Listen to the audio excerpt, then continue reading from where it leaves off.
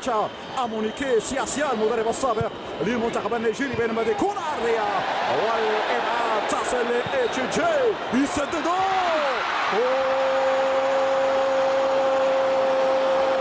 الهدف الاول لسوبر ايجلز. النسور الخضراء تحلق حاليا في السماء الاستاديو مينيراو. الهدف لم يتاخر مشاهدينا الكرام. هذا ما قلناه مبدئيا نيجيريا الاقوى على الورق بالنظر لقيمه الاسماء، حتى المدافعون تمردوا. هذه هي ساريه من المدافع اتشيجيلي، باغت الدفاع وباغت الحارس صنع. جيبها من الشباك يا صنع، جيبها من الشباك. هنا مشكل التجربه، فعلا نقص التجربه، وايضا الارتباك الحاصل على مستوى الدفاع. المنتخب نيجيريا في كاس العالم للفتيان ومن ثم كأس العالم للشباب، بينما كرة الثاني في الطريق، الثاني خلصها، الثاني نعم الثاني. السوبر ايجلز تحقق الثاني عن طريق لاعب اودو امادي لاعب فاريس الايطالي. ارتباك حاصل، هفوات دفاعية نتوقع من منتخب يكتشف البطولة لأول مرة هنا بالديار البرازيلية.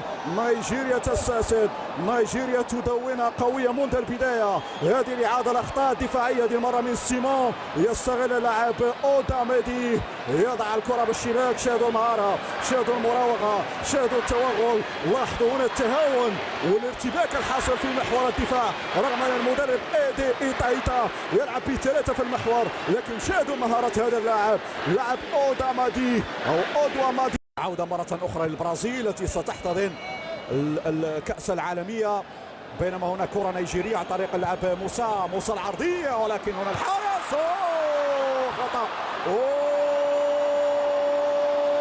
الهدف الثالث أودوامادي سجل الهدف الثالث والثانية الشخصي له. أودوامادي سجل ايضا الثالث بعد خطأ فادح للحارس صنع.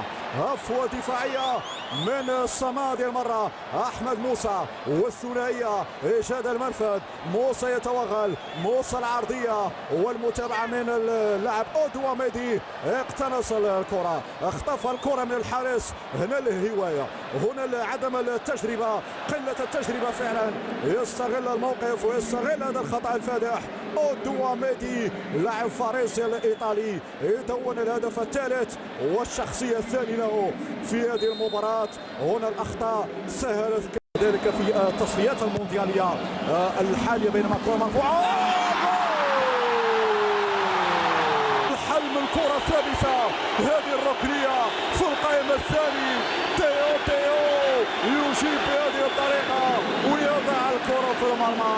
دخلت التاريخ يا رجل، دخلت التاريخ، لأنه التاريخ فعلا سيشهد لك. تصنع الحدث، كرة أمامية لفائدة المنتخب النيجيري. يبقى أمر الهدف الرابع قائم. نعم، جول هدف رابع في هذه اللحظات لفائدة المنتخب النيجيري. شاهدوا خطأ على مستوى استلام الكرة من فايروا، انطلاقة من جانب أوغوتي للجهة اليسرى، المراوغة ثم المتابعة بهذه العرضية، وهنا يضغط ايدي. هدف ضد المرمى. سنشاهد الإعادة من هذه الزاوية، المراوغة الممتازة من ميكاروبي، عرضية